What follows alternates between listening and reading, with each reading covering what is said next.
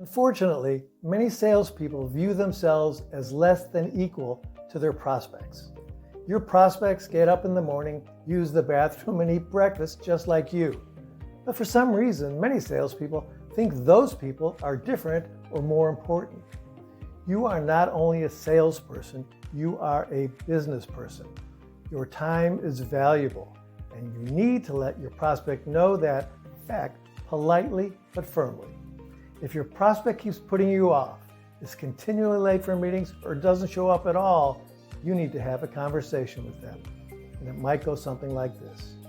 Judy, we have been talking for several months now, and quite honestly, I cannot invest any more time to help you make your project successful with our product unless you're willing to commit to our mutual success.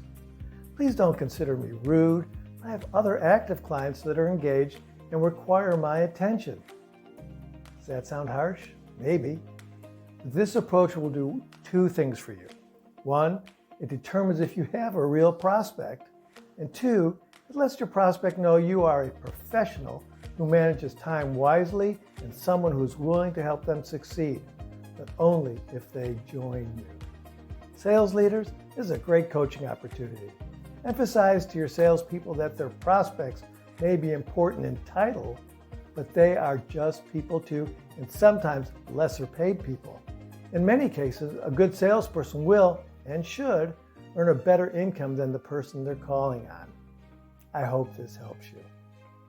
Please don't forget to subscribe to my YouTube channel and like this video.